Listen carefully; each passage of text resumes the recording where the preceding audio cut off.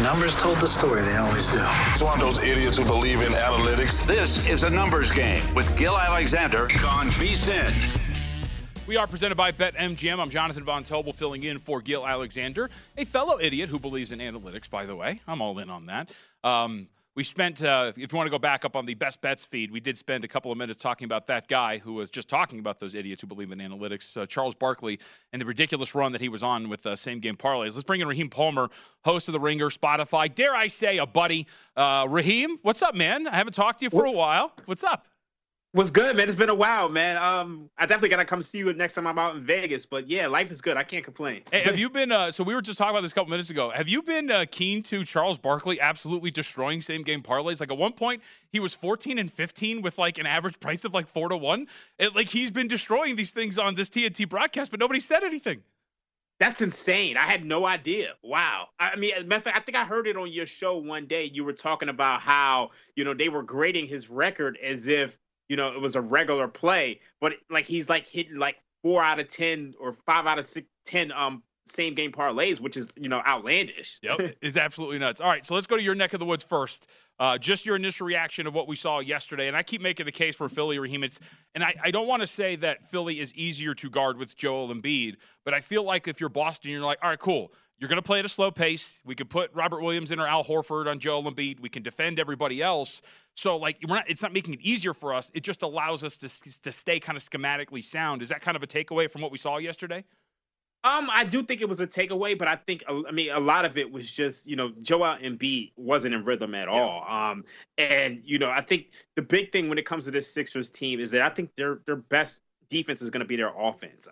They're going to have to score to match up with this Celtics team. And I just think last night, everybody was out of rhythm because Joel Embiid came back. And, there's a certain level of kind of laziness. And I hate to call him lazy, but when you have Joel Embiid and James Harden on the floor at the same time, your transition defense is really, really bad. So I think we saw that last night. And I just think they didn't have the same effort level knowing that they won game one. Yeah, see, I've been using the word apathy, not lazy, right? Like, it seems like kind of apathetic. Like, when somebody rips a rebound, and even them on transition offense, right? You'll see Embiid like, all right, like, I'll just kind of get back up there, and you're at like 14 seconds, 10 seconds left in the shot clock, and you finally see Embiid get over the half-court mark. You kind of see that. So let's talk about then this bounce back coming back home. It's a tied series, going back to Philadelphia. You get days of rest, so it's going to help out Joel Embiid. So what do you make of this now coming back for Game 3? I think the line we're currently looking at right now, let's see, I want to make sure I have this accurate for our audience. Philly, 1.5, catching that with a total of 214. Well, I think this is a really sharp line. I think a lot of people will want to play the Celtics based on what we saw last game. But, I'm leaning towards the Sixers right now. I just think, the Sixers probably should be favored here in this spot. I feel like the Celtics have been power rated a little bit too highly in this series. In game one, they were laying 10, which is kind of outlandish. Game two, I can understand that a little bit more because, it was a desperation spot. But I think we've seen a Jekyll and Hyde effect with this Celtics team. My guy, Brian Barrett, he said this on Twitter, but the Celtics have posted a defensive rating south of 106 3 times this postseason. But they've also posted a defensive rating north of 122 4 times this postseason. So their defense is up and down. It's not the same. My guy, Bill Simmons, he's always criticizing Joe Mazzulla. And I think in a close game, you're going to see that. The Celtics probably won't hit 21 threes again, and the Sixers probably won't make just 6. So I'm leaning the Sixers in this spot. All right, let's stay on that point really quickly, and we'll get off of this series. So we actually played the clip of Mazzulla's walk-off yesterday, right? Like, no questions about adjustments, and then, leaving the press conference. But this is a team, Raheem, and you go back to under Ime Udoka, those clutch time minutes have not been good for the Boston Celtics. Going back to the regular season, last year's postseason, post-All-Star break this year. So what do you make of that? Because we can criticize Mazzulla, but this has been a Celtics thing with this roster over the last 2 seasons now.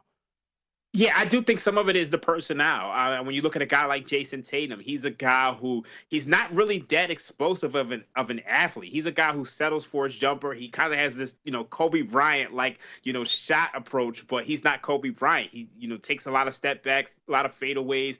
And I just looking at this core, I just don't understand why, for all the talent on their team, they can't close games. And, with the spread being 1, I measure those clutch statistics very heavily. The Sixers are one of the best clutch teams in the league this year. So I think that's why I lean towards the Sixers, honestly. All right, let's go to tonight then. Los Angeles Lakers on the road for Game 2 against the Golden State Warriors. Warriors fall into that desperation spot you were talking about, right? Losing Game 1 at home, now get to play host here in Game 2. 6-point spread, total of 227. And I liken this series to the one we just talked about, Raheem, in that you have an extreme math battle going on, right? You got one team that's going to take a crap ton of threes. You got one team that's not really going to do it and wants to get to the free throw line. Somewhat mirror images of what we talked about with Boston and Philadelphia, except the team that wants to get to the free throw line of the rim won Game 1. So what's the takeaway from Game 1 and how we spin this here into Game 2?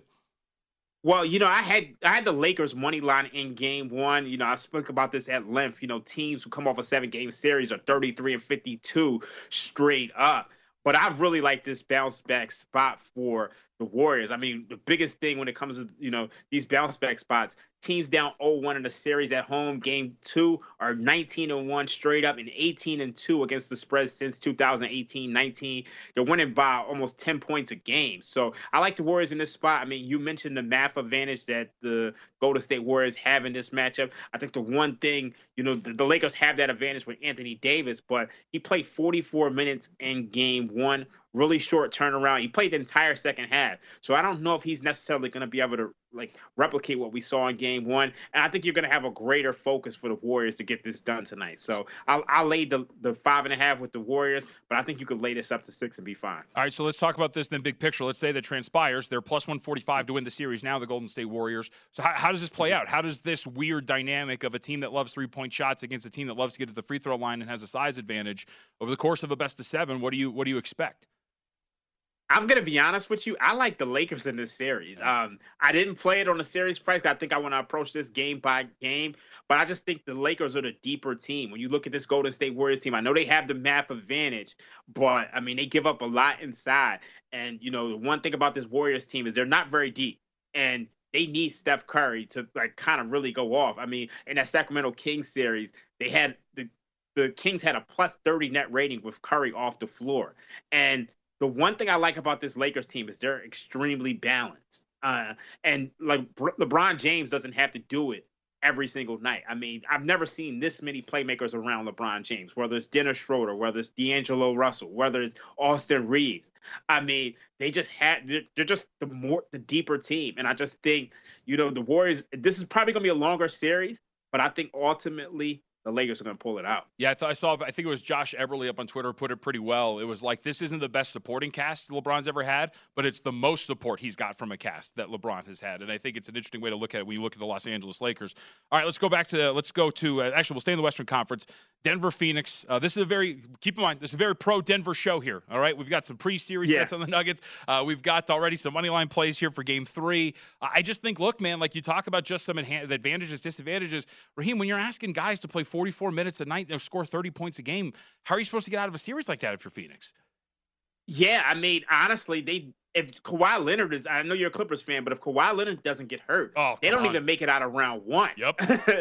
I mean, this Suns team is not very good at all. And then you lose Chris Paul, and Cam Payne is solid off the bench, but they don't have a lot of NBA players. I look at them, they're in the same position that the Philadelphia 76ers were in last year.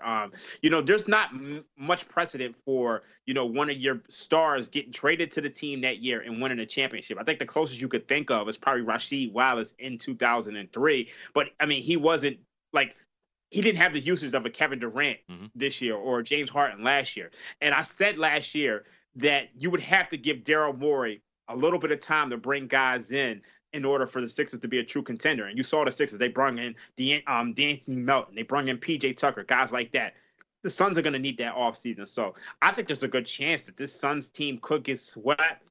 But I'm not going to lie to you. I do think the Suns probably pull it off at home in Game 3. But, I mean, this is probably, at best, this is a 6-game series. Probably a 5-game series, to be honest with you, because the Suns don't have enough. Yeah, I keep saying, there's obviously a reality where Booker and Durant go nuclear. They score 40 points almost each, and then you win a game. But over the course of an actual series, I find a hard time seeing Denver losing this series outright. All right, we'll get you out of here on this. New York, Miami.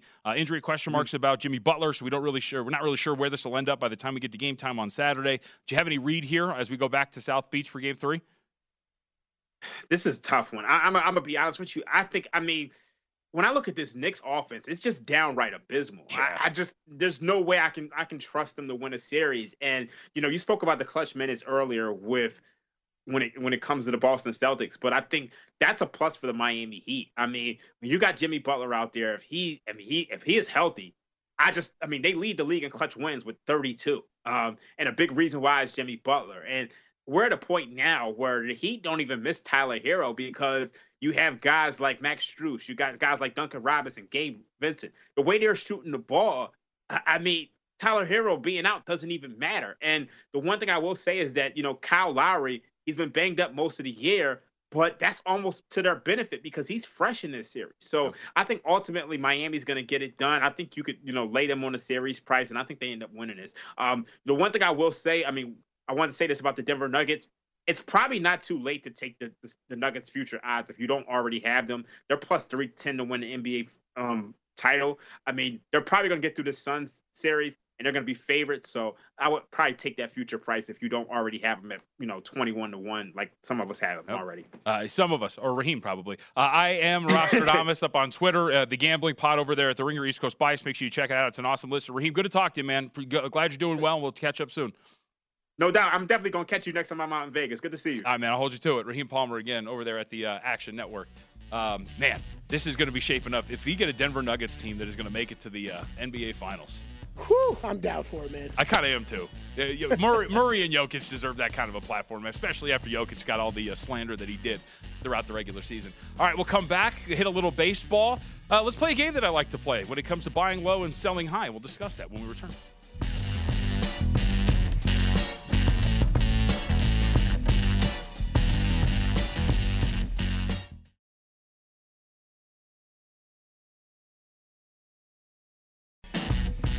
A numbers game on VSiN, the sports betting network.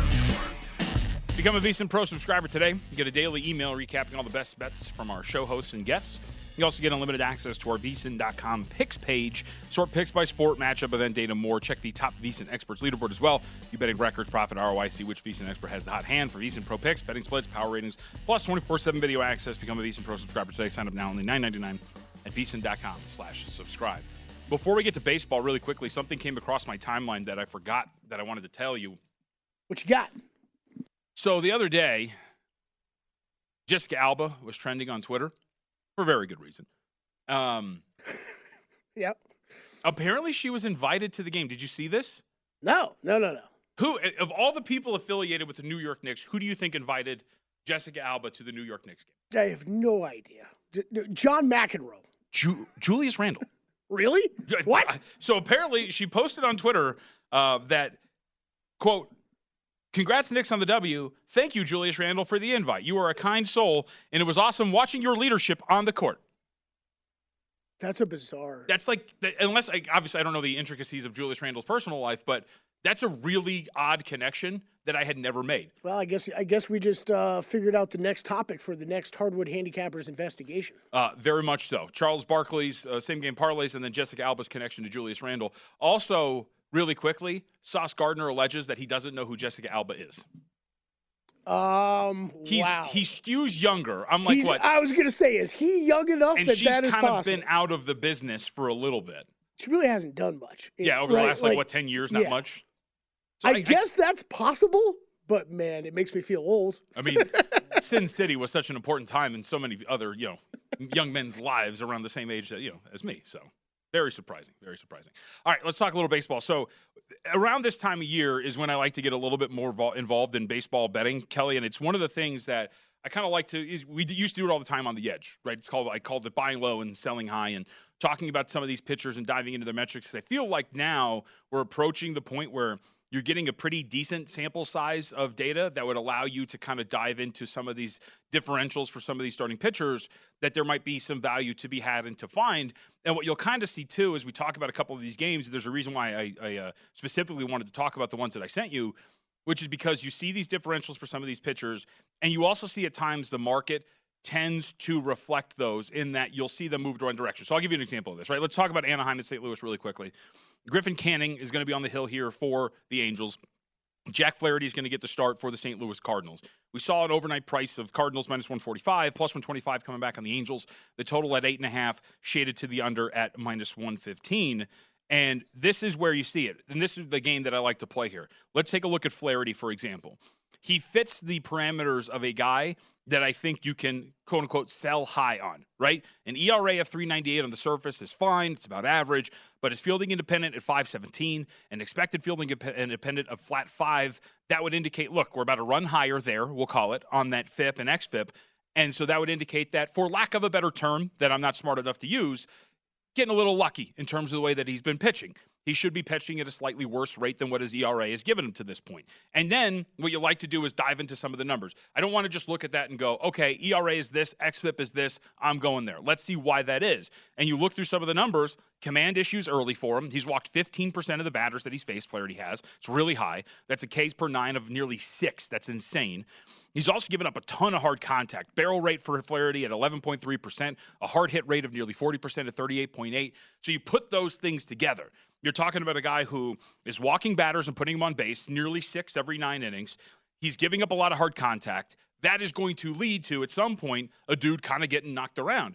And then on the other side, you have Griffin Canning. Canning is a fine pitcher, but all of his numbers are exactly what he is. 4.11 ERA, 4.36 fielding independent, expected fielding independent. Gives up a ton of barrels himself and hard contact. You put this together, and you see an opening number of 8.5 shaded to the under, and St. Louis at minus 145. And I'm like, okay, well, if I'm selling high on Flaherty, and I think both of these pitchers are about below average, is what their numbers would dictate, that would probably think move to the Angels and a move to the over. And sure enough, what do we see here in the market, Kelley? 8.5 on the overnight with an under to minus 115. Now we're at 9, and an opener of minus 145 with the Cardinals. We're at minus 139. And so a lot of the times you will see that the market kind of reflects what you're looking at here when it comes to this game that I like to play with buy low, sell high. I would more than often than not probably play this thing over if you had access to the 8.5 on the overnight at a minus 105 price to the over. Mm-hmm. Market has taken advantage of that. But I think it's a really good way to do this, especially if you're handicapping baseball overnight. You can get a sense of where the market's going to move. I call them like the FIP movements, right? Because the line will move generally where those FIP deltas will take you, and that's exactly what one of these instances here is with Flaherty in this matchup with the Angels. Yeah, it's a good call. I'm just looking around right now. I don't see anything but 9s now. It is. I don't see an 8.5 out there. So yeah, good call. And by the way, because I'm an Angels fan, watch out, baby. This lineup's producing, and Shohei Ohtani is absolutely fantastic and might win Cy Young and our MVP. But let's talk about a couple of the other examples. And really, I think this next one is just, it's narratively, it's a good game, and you want to see what's going to happen. But the New York Mets are going to take on the Detroit Tigers. Justin Verlander is going to make his return here, or his debut, I should say, for the New York Mets, and a return from an injury is what I wanted to say. But when you look at it, first off, you saw an overnight price of minus 185 on the Mets. You figured that was going to start to come down, right? We don't know if there's going to be a pitch camp for Verlander. It's a muscle injury, so is he really going to be down for that long? You've got an entire season left in front of you. He's an older guy. He's 40. You would think that you just want to get him out there, get a little misty, and then let's move on to the next contest, especially if it's the Tigers. One of my favorite pitchers in baseball, for some random reason, has been Eduardo Rodriguez for the last few years. There was like that season, it was like 2 years ago. I think it was his last year for Boston. He pitched like 170 innings. He had an ERA of nearly like 4.5, but they were just winning every single Eduardo Rodriguez start. The guy's a solid pitcher, and he has been great this year.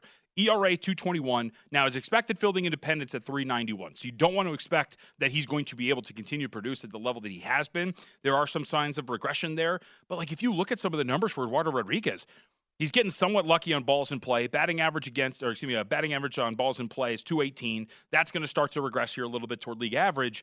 But he's given up nothing in terms of contact. Barrel rate of just 4% for Eduardo Rodriguez. Hard hit rate of just 28%. These are numbers across the board that are really good for Rodriguez. And so this is another one where you're like, okay, overnight opens kind of high here. You're talking about the Mets at $1.85 with the guy returning from a muscle injury, making his debut. Probably not going to be out there for very long. And if you see, one of the initial market moves here, Kelley, was 8 to 7.5.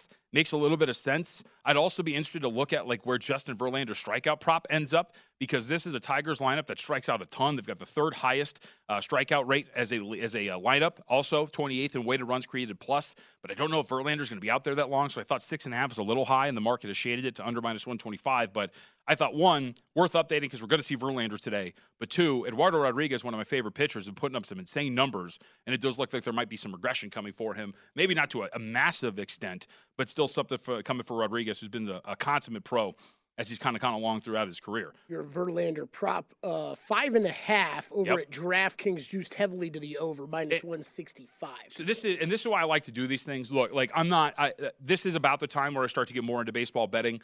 My tact with baseball season every year is this is going to sound goofy at first. It makes sense. Play fantasy baseball because it helps me keep track of a lot of the players.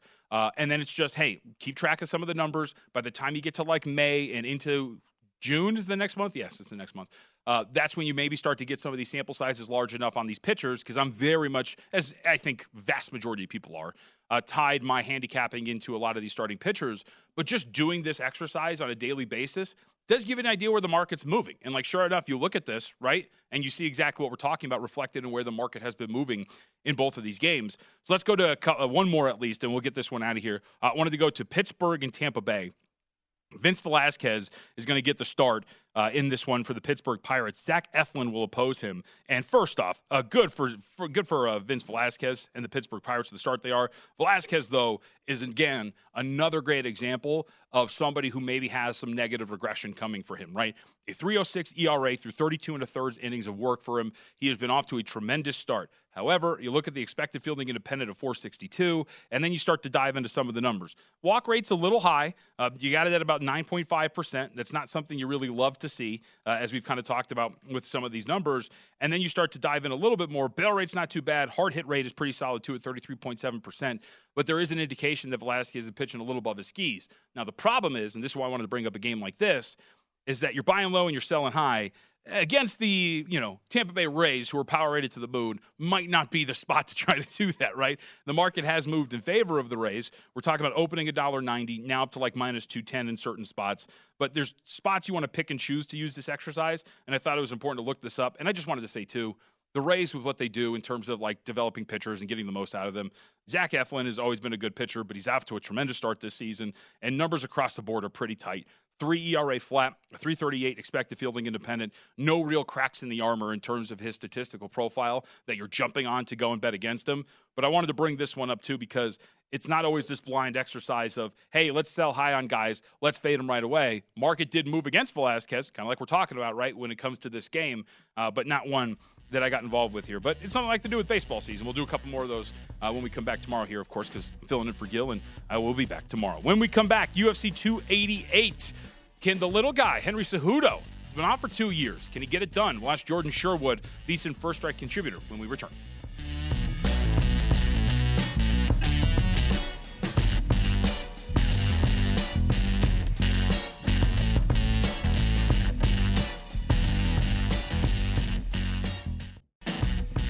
A numbers game on VSiN, the sports betting network.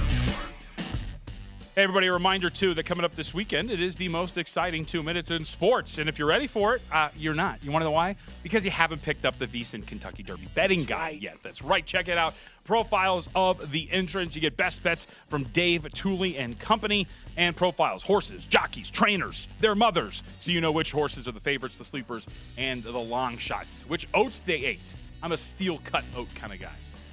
Oh, really? Yes. I didn't know there was any others, like, kind. I was like, wow, how many other oats can you name, JVT? You'd be surprised. You'd be surprised. You'd also be surprised at the way I eat them, much like a horse. My wife has to strap a bag to my face so he can get it done. All right. I believe we have a Kentucky Derby special today as well. Oh, that's right. I believe, yes, best bets, Kentucky Derby special today at 11 a.m. Pacific time, 2 p.m. Eastern time. Which, of course, if you can't make it live, will be there for your viewing and or listening pleasure wherever you get your podcast or up at the website at VSiN.com. All the more reason to become a VSiN Pro subscriber. Speaking of pros, Jordan Sherwood, nice enough to give us some time here today. You hear him consistently on VSiN's First Strike. I know you know that because you listen to that wherever you get your podcasts. And, of course, you can follow him on Twitter, Wood, on ESPN 1000. Jordan's good to talk to you. So it's hard not to start at the top, and this is what I want to do here. Aljamain Sterling, Henry Cejudo. By the way, Aljamain Sterling Sterling, I'll say, from about 3 or 4 or 5 months ago. We'll say somebody who enjoys his time over at Circa, considering me walking by him late at night at Circa and looking like he was having a really good time. Yeah. including multiple times, including him holding his championship belt multiple times. Yes. Nice. Well, the wall was holding him up when I walked by him the other time. So let's talk about this bout. Henry Cejudo, let's start with this. Ring rust, the long layoff for Cejudo. How much of an impact do you think this has against the younger fighter in when you talk about this matchup against Sterling, by the way? Yeah. I mean, it's the twofold. It's the younger fighter in Aljamain Sterling. It's also the awkwardness that Aljamain Sterling brings whenever he fights in the octagon. He's a very long, athletic bantamweight that comes at you in a multitude of different ways, especially in the takedown department and also the striking. So essentially what I'm saying is that he's very difficult to mirror in training camp. Mm-hmm. I do believe Henry Cejudo will be ready for this fight. There's a reason why he's a multi-divisional champion. He's also an Olympic medalist. 3 years is no joke. 3 years is nothing to look, ignore. The fact that he hasn't been competing at the highest level and going in there against the best bantamweight in the world in Aljamain Sterling. But I do believe that a couple of those factors are going to be, heavily weighted towards putting Sterling in a position to cash in as the winner. And quite frankly, guys, he opened as a bigger favorite. Money flooded in on Henry Cejudo, turned him into the favorite. Now it's a virtual pick'em. I would love to play Aljamain Sterling in this fight, but I love him at plus money. I'm waiting for a little bit more people that bet in on Henry Cejudo, think he's going to do something special at 35 years of age before I make an official play on this title fight. All right, so 2 questions. We'll start the first one. It's the sports betting question. Just judging by where the market has moved here, Cejudo's a public fighter. Do you think you'll get that plus price by the time we get to fight time on Saturday? Yeah, I do. I think that people are going to also look at the history of Aljamain Sterling. Yes, he did get the DQ win to win the fight against Peter Yan, but he was losing that fight and on his way to lose via decision. And then his last title fight, albeit it was impressive against TJ Dillashaw, but the big storyline following that was TJ Dillashaw was injured heading into that fight. So I think people were a little bit not as high on Aljamain Sterling as you will. And then, of course, Henry Cejudo is going to promote this fight. Week of, he's great. He's triple C, but he's also extremely cringeworthy when you look at his interviews and how he approaches fights. And I think certainly also public money is going to come in on Cejudo, making Sterling a slight underdog come fight night. Yeah, cringeworthy is a good way to put it for Henry Cejudo. So let's talk about this from a fight perspective then. These are 2 guys that I think, on the ground, they're both pretty effective. Is this one where this cancels it out and you look at a guy like Sterling in terms of the way this fight might go and think dude, I'm younger, I got a reach advantage, I'm bigger, let's just bring this to the feet. Let's stand up and trade as opposed to get down on the ground. Yeah, I think both each other wrestling is going to cancel each other out. As I alluded to, Sterling does bring a little bit of a different athleticism and takedown approach, but Henry Cejudo is a world-class wrestler. He's one of the best, obviously being an Olympic medalist. He's got the boxing credentials. He's the smaller fighter, shorter reach, so he's going to have to get in the pocket. Sterling's going to be able to utilize elusiveness, utilize athleticism. The one thing, too, about Sterling, in my handicap, I love his fight camp. I love Ray Longo, Matt Serra. They've coached champions before. They've obviously got a great one in Sterling. They've got another one maybe on the rise in Merab Dvalishvili. They also got Matt Frivola, who's fighting earlier on in the card. I love it when fighters pair up and they're fighting on the same fight night. So that's why I do like Sterling in this fight. But as I alluded to, I want to wait a little bit more until he becomes a slight underdog before I play it. Anything for a analysis or lean on the total rounds? I know obviously heavily shaded to over 4.5 at minus 160. But if there is a higher, if there's more of a chance that these 2 guys are standing up, higher probability maybe than the market's indicating that this could end in a finish? Yeah, I do. I am kind of leaning towards a finish, albeit, it's a little bit of a risk, but Cejudo's been a finisher. He finished, he had victories over finish in his last 2 fights. Aljamain Sterling, also a finisher. He can go submissions. He can go striking. And I think, again, there's also the risk factor of what is Henry Cejudo going to look like? Is he just taking this fight, maybe get a nice little paycheck? Or is he truly believe that he's going to reclaim the championship? So he might not be as prepared as he once was at 35 years of age, which is why I think playing the under is certainly worth a look. All right, I know we got a couple more fights to get to really quickly. How important as a handicapper are these weigh-ins for you? Oh, extremely important. Not so much with those guys. I mean, those guys are extremely professional. But a fighter like Jessica Andrade at times has struggled with weight loss. Kron Gracie earlier on in the fight card, a guy that's been out of the game also for 3 years. How is his weight cut going to go down? So yeah, I typically do not release my plays until Friday after the weigh-ins to be absolutely sure I like a particular fighter. All right, let's go co-main welterweight bout. Bilal Muhammad, Gilbert Burns. I know you got a play here, I think, on Muhammad, so walk us through this. He's the underdog at about plus 105, plus 110. Yeah, I love Bilal Muhammad in this fight. Look, we just talked to him on the podcast that I host on ESPN Chicago. He's been preparing for 5 rounds for several months. He just hasn't been able to get a fight booked. He, like Aljamain Sterling, also comes to the octagon with a unique skill set, unique takedown approach, outstanding boxing. And I think people are looking at, well, Gilbert Burns just won. He looked impressive over Jorge Masvidal. He's got the power advantage. He's outstanding on the ground with his submissions. But when I look at this, I think Bilal Muhammad has the cardio advantage. It's unique that it's a co-main event, non-title fight that's going to be 5 rounds. Bilal Muhammad's never been submitted in his mixed martial arts career. And Gilbert Burns just peaked 2 weeks ago. He just peaked for his fight night. Now he's coming back into the game 2 weeks later to take on a high-level welterweight in a 5-round fight. Bilal Muhammad is the slight underdog. I like him in this fight. I think he's going to win, but I think the prop also going 5 rounds. He's going to win via decision. That's how Bilal Muhammad wins fights. So I think if you want to add a little bit of value to him, a Bilal Muhammad play, you'd play him on the judges' scorecards. Let's go to the early prelims. I like listening to you guys talk about fights like this because I liken it to a college basketball bettor who's betting like Northeast Conference totals, right? There's not a lot of data out there and maybe a little bit less of a sharper market at the early offset. Parker Porter, big guy versus Braxton Smith. What are we looking at here in the, I think it's the main of the early prelim, correct? Yeah, early prelims. Yeah, low-level heavyweights for sure. Braxton Smith is 5-1. He lost his mixed martial arts debut back in 2018. Took a little time off. Since then he's racked up 5 first-round finishes. I don't think a fight's lasted more than 2 minutes. He's a big guy, big overhand right. But Parker Porter's like seen that type of fighter. He's been in the UFC, and granted, he's not beating. He's losing to high-level guys, but he's beating guys I think that he's seen before. And I think Parker Porter, survives the early onset, gets this fight to the ground, and just controls Braxton Smith on the ground. Maybe he gets a submission at some point in the middle of the 2nd or 3rd round, but I just think Parker Porter is just too big of a veteran. Braxton Smith doesn't have that explosiveness like a Jelton Almeida or a Justin Tafa has shown Parker Porter to stop him. So I think Parker Porter is the favorite for a reason. The level of competition is better. His UFC experience better, and he's going to survive early. So I like the over 1.5, and then I also like Porter to win straight up on the money line as well. He's a slight favorite against Braxton Smith. All right, we got 60. Kron Gracie, Charles Jourdain. You mentioned Gracie earlier, so what's the angle with this fight? Kron Gracie got a scolding after his last fight 3 years ago for never taking the fight to the ground. His grandfather sat him down and said, "What are you doing? You're a Gracie. Don't stand with fighters. Take him down and submit him." Charles Jourdain is an outstanding striker, very athletic. He's Air Jourdain. I mean, that's a great nickname. But I think Kron Gracie goes back to his roots, understands how am I going to have an advantage over somebody, and he gets this fight to the ground, and he gets Charles Jourdain out of there. The odds are indicating that there's going to be a finish in this fight.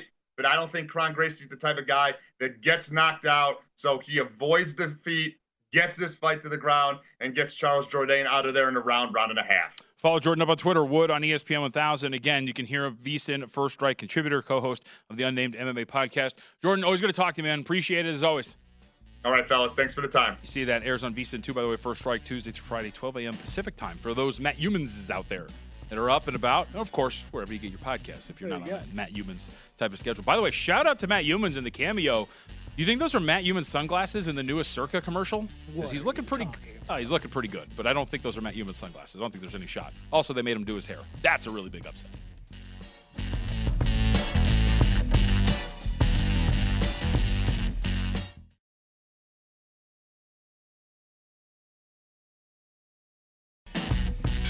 A numbers game on VSiN, the Sports Betting Network. BetMGM, the king of sportsbooks, unleashes the spirit of Las Vegas with BetMGM rewards. We were just talking about Las Vegas spirits. Every time you make a wager at BetMGM, you can earn BetMGM rewards points that you can redeem for online bonus credits like bonus bets and bet insurance tokens. If you're planning a trip to Vegas, you can also convert your BetMGM points into MGM rewards points that you can use towards dining, shows, and hotel rooms at over 20 MGM rewards properties located on the Vegas Strip and nationwide. Sign up with BetMGM, log on today, get an even bigger piece of the action. Eligibility restrictions apply. BetMGM and GameSense remind you to play responsibly. Visit BetMGM for terms. Got to be 21, new and existing customer offer. All promotions subject to qualification and eligibility requirements. Rewards are issued as non-withdrawable bonus bets which expire 7 days from issuance. Please gamble responsibly, and if you have a gambling problem, 1-800-GAMBLER is the number. All right, so I've got two options for you. You want to talk? Let's close this entire show talking about Wander Franco flipping a ball before he threw a guy out in a baseball game. How about that? Okay. Debate the ethics of this or not. Or we can talk about the NBA game later tonight that we haven't hit on yet. Which one? Yeah, let's go. Let's do the second one. Come on. Let's do the second one. I wanted to do that one. Wander Franco, you're ruining baseball. Come on. Every time. How dare you have fun? Every time. I don't know why they even think of it. All right, so Los Angeles Lakers and the Golden State Warriors. I will say, Kelley, as you know, as somebody who's got some pretty good positions on the Golden State Warriors to win this Western Conference, I went back and rewatched, and I'm still confident. But I would lie if I was saying my confidence was shaken or was not shaken after rewatching, game one. And I'm holding on to two things. And I think those are two solid footholds to hold on to, but it's still, not really confidence. The first is when you look at what they did in transition in that game, they were very, very good in transition when they got the opportunity to get out and run. And I think that's something that can be sustainable. A transition offensive rating off of live rebounds, 127.3, according to Cleaning the Glass. It's a very good offensive rating. It's a good offensive rating off of live rebounds, and it's something that they can continue to do. And they were great. And especially when you're talking about a front court-oriented team like the Lakers, you can have an advantage when it comes to off of live rebounds transition offense. The other is I have a lot of confidence that they're going to win that math battle that we keep talking about with the three-point line. Make a lot more threes, take a lot more threes. That'll give you an edge pretty much every single night. Having said that, how you figure out the Anthony Davis question is going to be one that I'm very interested in. One of the things that we saw in the fourth quarter, in the first three quarters, they ran a lot of off-ball Steph Curry stuff. Right? They were trying to get Jared Vanderbilt to have to sprint through screens and trying to get other guys to have to switch off and do those sort of stuff when Vanderbilt lost him and then have Vanderbilt scram to go back and get him. And it wasn't really working out for him.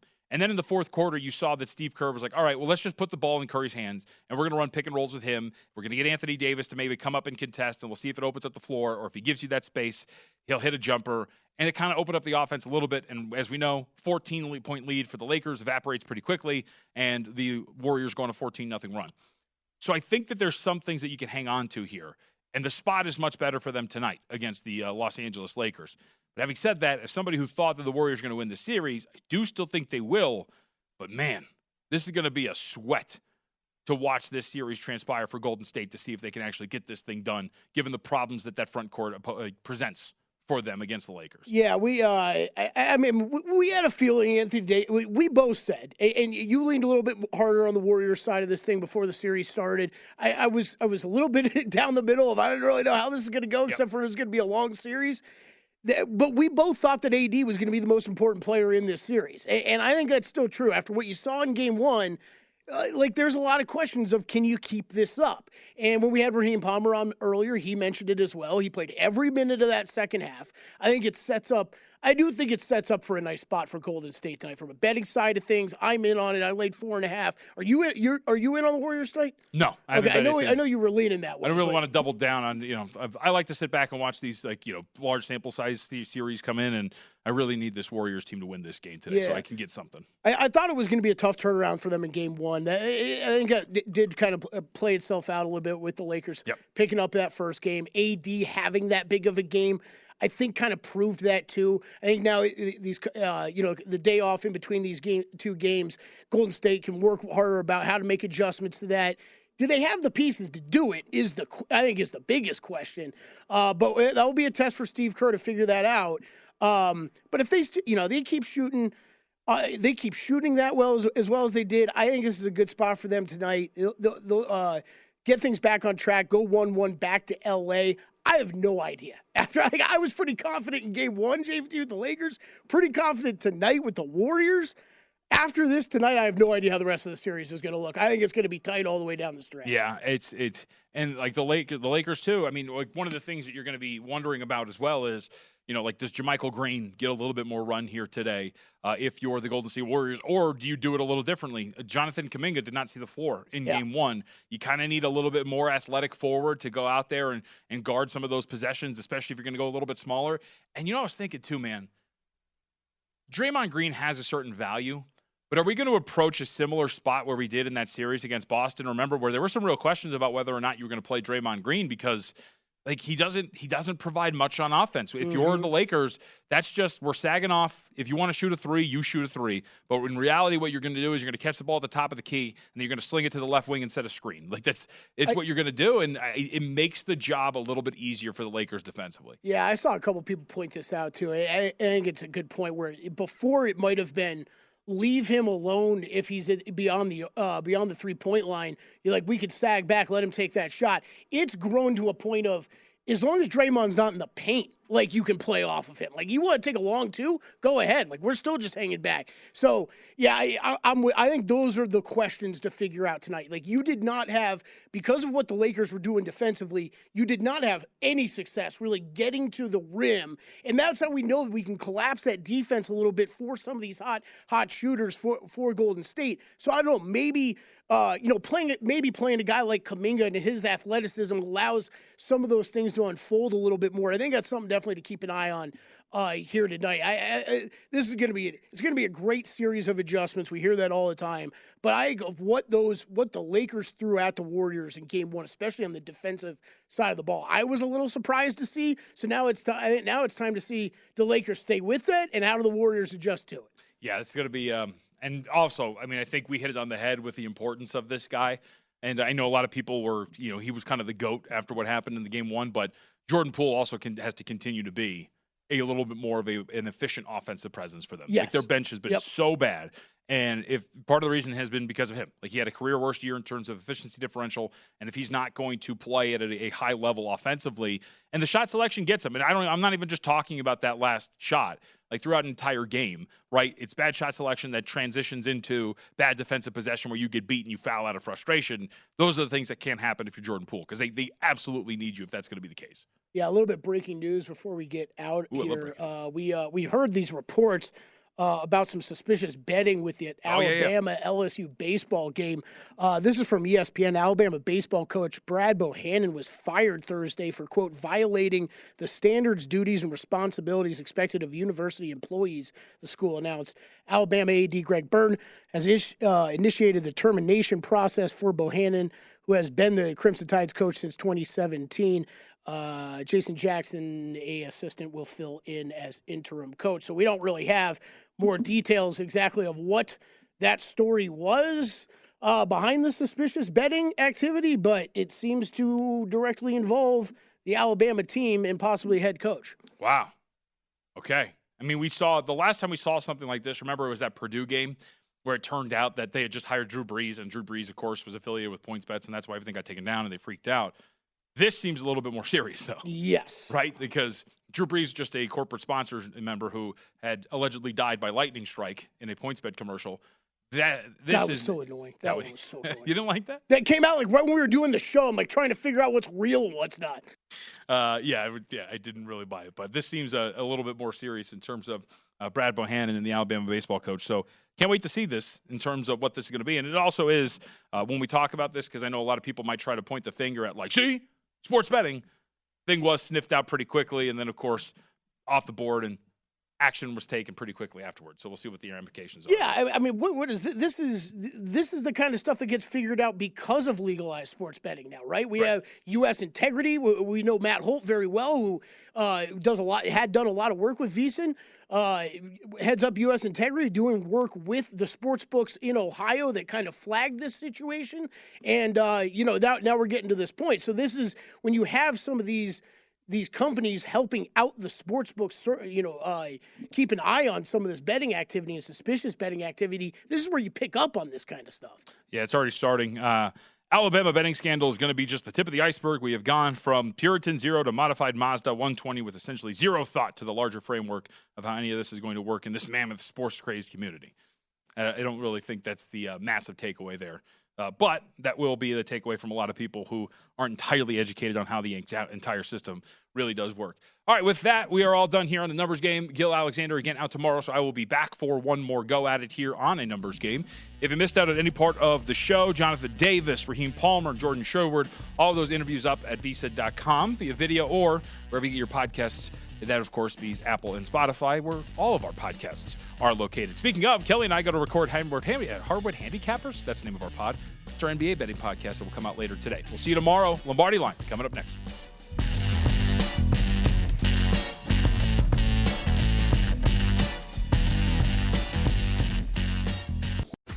If you work in quality control at a candy factory, you know strict safety regulations come with the job. It's why you partner with Grainger. Grainger helps you find the high-quality and compliant products your business needs to inspect, detect, and help correct issues. And the sweetest part is, everyone gets a product that's as safe to eat as it is delicious. Call 1-800-GRAINGER, click Grainger.com, or just stop by. Grainger, for the ones who get it done.